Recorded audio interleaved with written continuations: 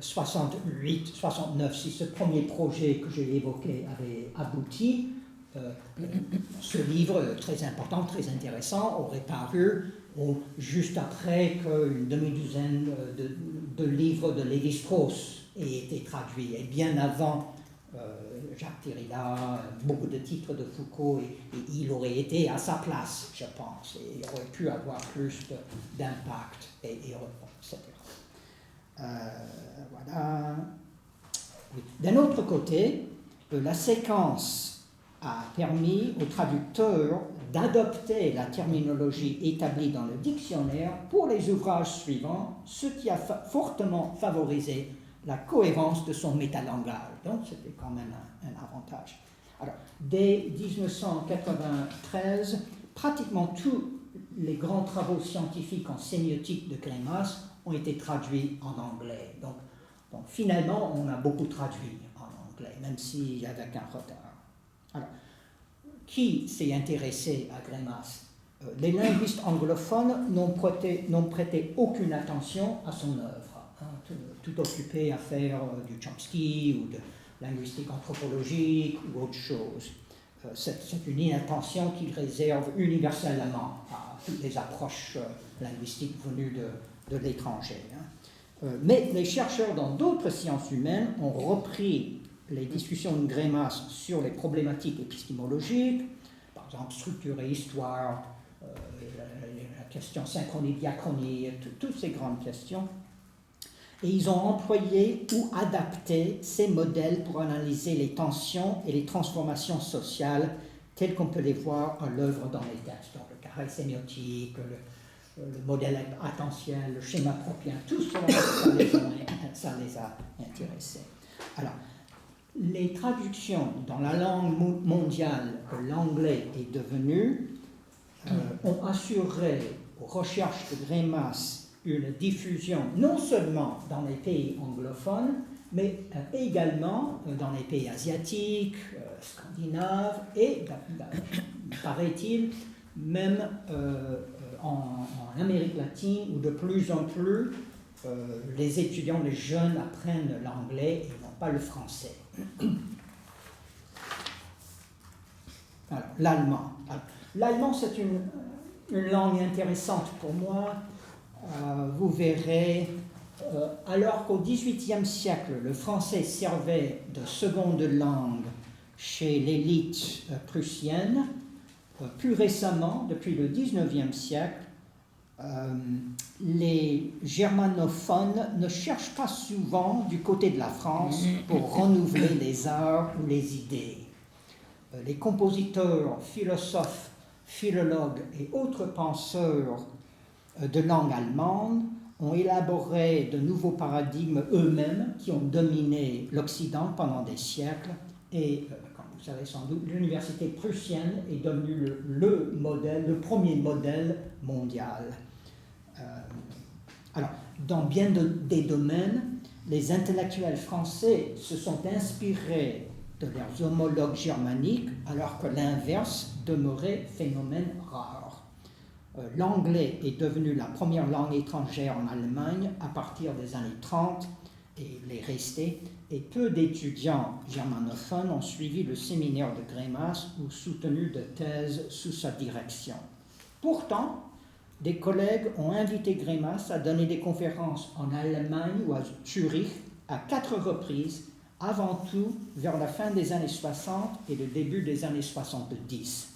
Et à son tour, Greimas a recruté des chercheurs de langue allemande pour participer au projet qu'il dirigeait. Alors, les traductions. Entre 1968 et 1979, les traductions allemandes de 9 articles de Greimas ont fourni au lecteur un échantillon représentatif des domaines qu'il explore dans sa sémiotique et sa sémantique. En revanche, on a traduit un seul de ses livres, Sémantique structurale, en 1971. Alors, les chercheurs de langue allemande pouvaient suivre quand même un peu les recherches de Greimas indirectement en lisant des critiques que l'on a faites sur son œuvre, qui étaient des discussions assez sérieuses. Alors, les Allemands ont expliqué à Greimas même dans une lettre que le mélange de termes linguistiques et philosophiques dans son métalangage rendait très difficile la traduction en allemand d'un texte tel que le dictionnaire sémiotique. Mais en plus, les linguistes qui travaillaient dans le domaine de l'analyse du discours en Allemagne, ils s'occupaient de leur propre texte linguistique, leur propre méthode, et ça ne les intéressait pas d'aller chercher chez Greimas des méthodes alternatives. De même, les philosophes traitaient également de leurs propres problématiques et se sentaient peu attirés par les perspectives transdisciplinaires qui caractérisaient les structuralistes et les post-structuralistes, y compris Greimas. Bon, au début, cela m'a beaucoup étonné que 11 livres en italien, 11 en espagnol, en portugais, 10 en portugais, enfin je m'embrouille, mais enfin, pareil, pratiquement tout traduit en anglais, et un seul livre en allemand et 9 articles. Enfin, donc j'essaie de comprendre. Bon, parfois, il y a peut-être juste des accidents de l'histoire, des projets qui n'aboutissent pas, un traducteur vraiment énergique, dynamique, comme Paul Perron, au Canada, qui a traduit beaucoup de textes en anglais. Mais enfin, là, c'est très clair, il y a plus que des accidents. Voilà. Alors, je vais rester dans les temps, mais j'ai combien de temps, donc, par exemple? Alors, tu dois commencer vers 14h30. Ok. Donc, j'ai Et donc, toi encore 10 minutes, un quart d'heure. Ok. Alors, je vais essayer de résumer donc les langues slaves, les langues asiatiques et le lituanien, et puis je lirai une brève conclusion, et puis on peut discuter. Donc les langues slaves. Donc en Russie au XVIIIe siècle, comme en Prusse, que j'ai évoqué, donc l'élite parlait le français, et même parlait mieux le français que le russe. Mais tout cela, c'est la vieille histoire. Les Russes se sont mis à parler plutôt l'anglais, et d'ailleurs ont coupé tout contact avec les pays étrangers pendant 20 ans du régime de Staline. Alors, la Russie et l'URSS donc ont donné une réception mixte à la sémantique et la sémiotique greimassienne. D'une part, l'Union soviétique faisait un peu la guerre au structuralisme en tant que méthode théorie occidentale, bourgeoise, qui concurrençait le marxisme. D'un autre côté, l'Union soviétique investissait beaucoup dans la sémantique structurale, dans l'analyse assistée par leur ordinateur, et même tolérait la sémiotique, y compris le groupe de Tartu. Et donc on voit comme résultat une réception mixte de la sémiotique et de la sémantique de Greimas. Greimas lui-même a cherché à avoir beaucoup de contacts avec les soviétiques, bon, pour toutes sortes de raisons, à la fois philosophiques et personnelles. Lui dont le pays, la Lituanie, était devenu une république soviétique, il voulait maintenir, développer des contacts entre l'Est et l'Ouest. C'était très important pour lui personnellement. Et donc, il a eu beaucoup de correspondances, et il a recruté avec les soviétiques, les Russes, et puis il les a fait venir au colloque qu'il a organisé, il les a publiés dans les revues, il les a fait traduire. Et donc, on a fait un compte-rendu très positif de son livre Sémantique structurale. Meletinsky a rédigé un article très important qui analysait son modèle propien, qu'il a adapté, mais il n'y a pas eu de traduction. Donc il a fallu attendre les années 80 et ensuite 90 pour qu'il y ait de traduction de Greimas. Alors, est-ce que c'est parce que les intellectuels russes comprenaient toujours le français et n'avaient pas besoin de traduction? La correspondance entre Greimas et les Russes se passait en français. Donc ils pouvaient rédiger le français et forcément ils pouvaient le lire. En tout cas, c'est surtout après la mort de Greimas qu'on a commencé à traduire ses livres, et il en est sorti 3 en russe jusqu'ici.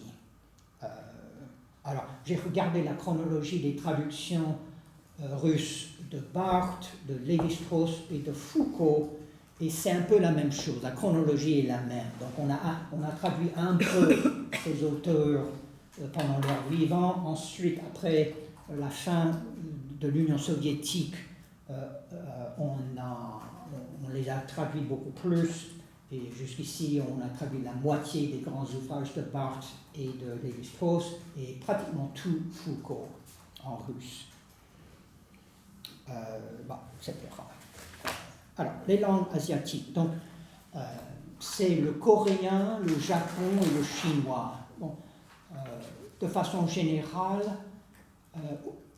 au Japon, on s'est intéressé à Greimas avec un retard. Il y avait, je pense, aucun ou très très peu de japonais, de coréens, quelques chinois dans le séminaire de Greimas. C'était avant l'époque où ces gens allaient dans les séminaires en France.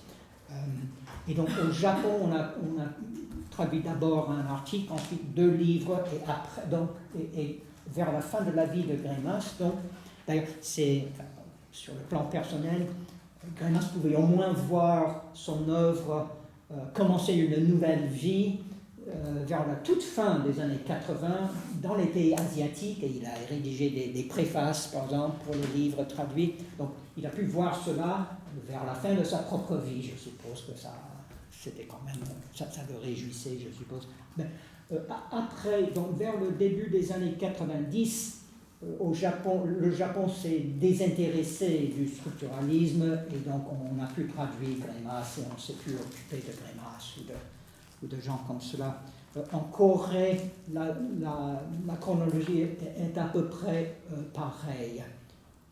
Mais en Corée, c'était avant tout des spécialistes de littérature et de linguistique qui se sont occupés de Greimas et du structuralisme de manière générale. Donc, c'est le contraire des États-Unis, si vous voulez. Donc 4 ont paru en coréen.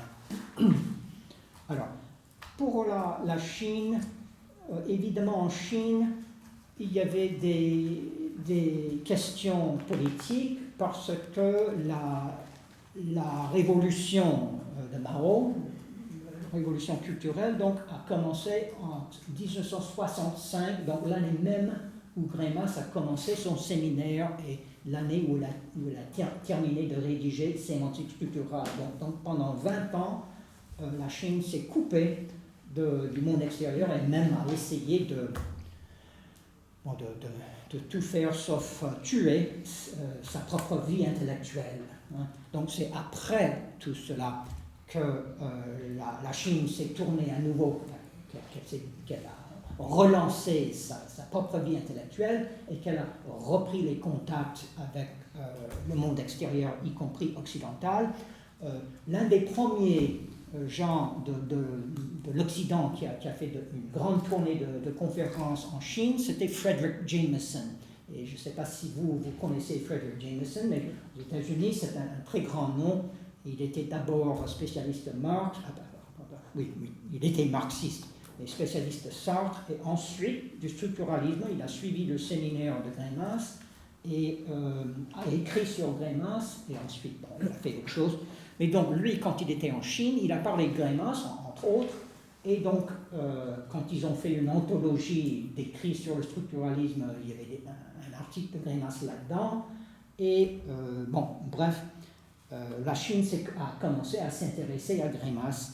Et aujourd'hui, on a traduit 5 monographies quand même de Greimas en chinois. Donc avec un retard d'une, je ne sais plus, une quinzaine d'années, mais ils existent. Et la Chine, comme la France, bon, je vais parler de ça dans ma conclusion, il reste des projets en cours en Chine, bon, qui vont aboutir ou pas, mais les traductions ont été faites.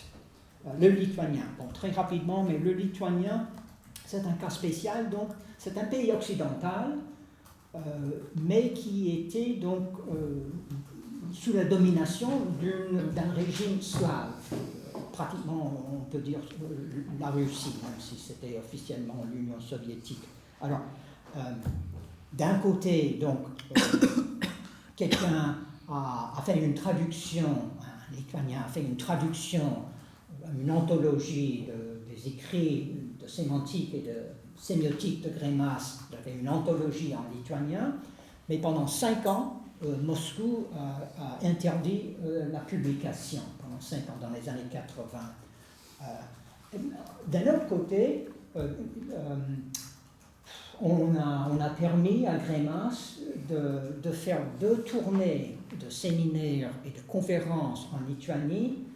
Et donc, il a là, pendant les années 70, et là, il a rencontré de jeunes lituaniens progressistes. Et donc, il a élaboré tout un nouveau réseau de jeunes qui, eux, donc, ont traduit des articles de Greimas et ont trouvé le moyen de les faire paraître. Et lui, de son côté, Greimas a recruté ces jeunes pour venir en France, assister à son séminaire, apprendre le français. Et ensuite, Greimas a envoyé d'autres sémioticiens de son groupe à faire des tournées de conférences en Lituanie. Donc il y a eu beaucoup de contacts. Alors, le résultat, c'est que vers les années... donc, la Lituanie est devenue indépendante à nouveau vers 91. Et donc, dès ce moment-là, on a commencé à traduire beaucoup de ses livres, parce que Greimas, même du temps soviétique, Greimas était considéré par beaucoup de Lituaniens comme un héros, comme un héros national, pour toutes sortes de raisons. Enfin, parce qu'il était très connu, et un grand nom dans le monde, mais aussi parce qu'il avait participé à la résistance anti-nazie et ensuite anti-stalinienne. Bon, bref, c'est une question intéressante, la Lituanie, et les Lituaniens connaissent donc un Greimas qui est assez différent du Greimas que nous, on connaît. Ils connaissent très très peu sa sémantique ou sa sémiotique, en partie parce que les traditions intellectuelles lituaniennes sont beaucoup plus humanistes et le formalisme, ça n'existe pas, même pas la philosophie analytique. Hein. Donc c'était vraiment une terre étrangère. Hein. D'autre part, ils se sont beaucoup intéressés à la mythologie, parce que c'était un peu, Greimas c'était un peu leur frère Grimm, hein, celui qui a fait parler de la mythologie lituanienne au moment même où il reprenait conscience d'une identité lituanienne et affirmait une identité lituanienne.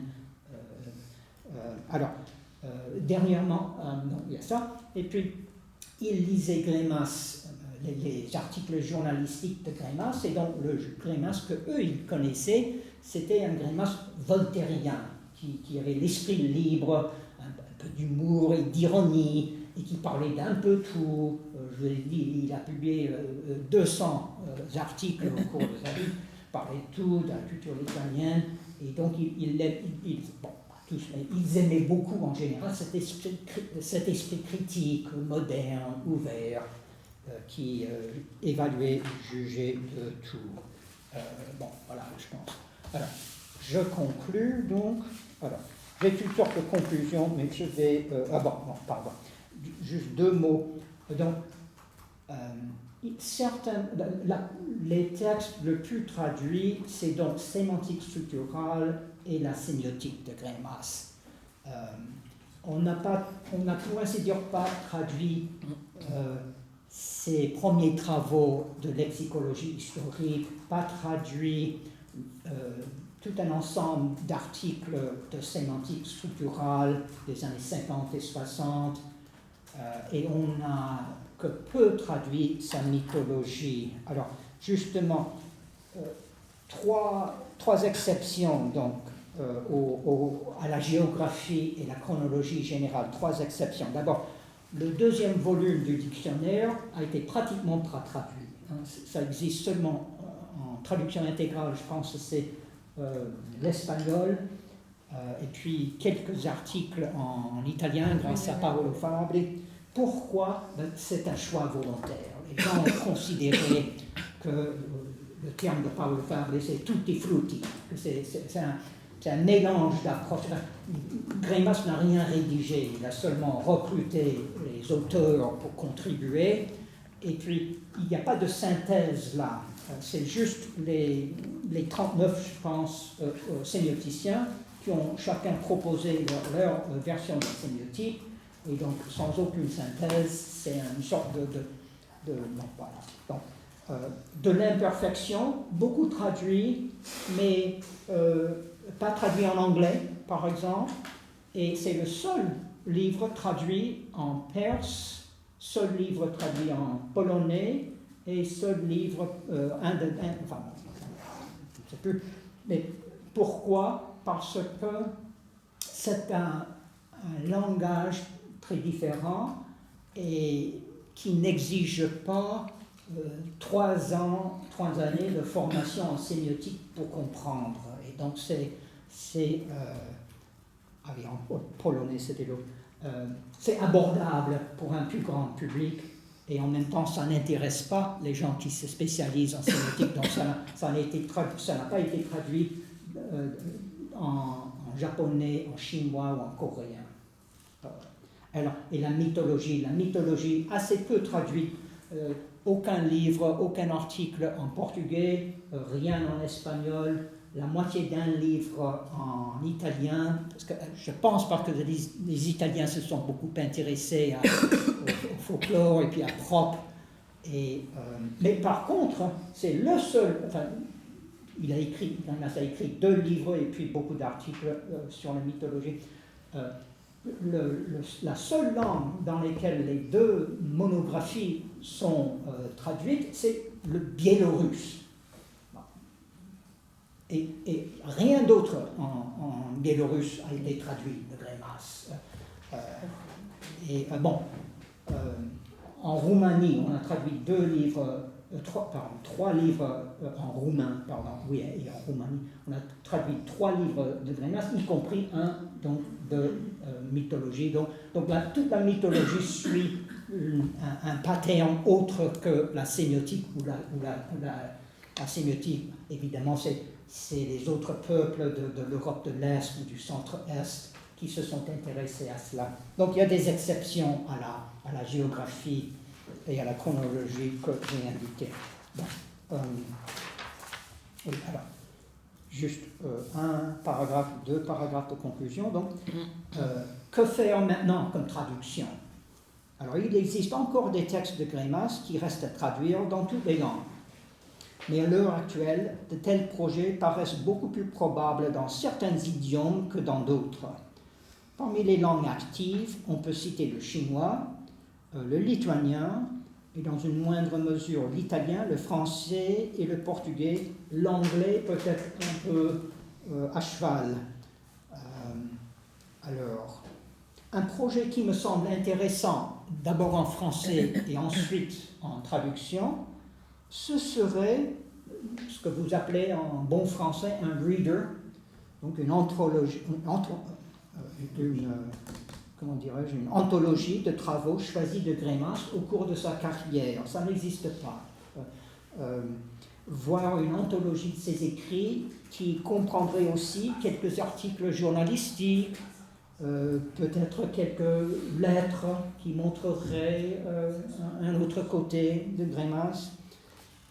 Un tel ouvrage serait intéressant parce que ça retracerait en fait l'évolution des sciences du langage au cours du XXe siècle. D'abord, la méthode centrée sur la société et l'histoire, ensuite le moment structuraliste, qui s'intéresse à la construction des modèles et à la synchronie, et ensuite se détourner du structuralisme et s'intéresser davantage aux notes philosophiques, phénoménologiques, dans un langage plus humaniste. Donc, à mon avis, ce serait une idée intéressante. Alors, c'est pas gentil de le dire, mais moi j'ai très peu traduit, donc je ne jette pas la pierre. Mais dans bien des cas, malheureusement, il faudrait, dans l'idéal, refaire beaucoup des traductions existantes. Je ne pense pas en italien, mais dans d'autres langues. Mais il existe des langues où il serait surprenant de voir de nouvelles traductions de Greimas. Dans certains cas, ce sont de plus jeunes chercheurs en sémiotique structurale ou romane qui sont traduits dorénavant. Donc ça, c'est très bien. On n'a aucunement à rester sur Greimas. Dans d'autres cas, il semble que la sémiotique structurale soit considérée un peu en bloc comme quelque chose de révolu et de terminé. Enfin, mais j'ai cité les autres pays où cela reste très, très vigoureux. Et bien sûr, c'est dans les langues romanes où la sémiotique demeure aujourd'hui très vivante et est en train toujours de se renouveler, comme a dit Maria Giulia. Bon, voilà. Je vous remercie.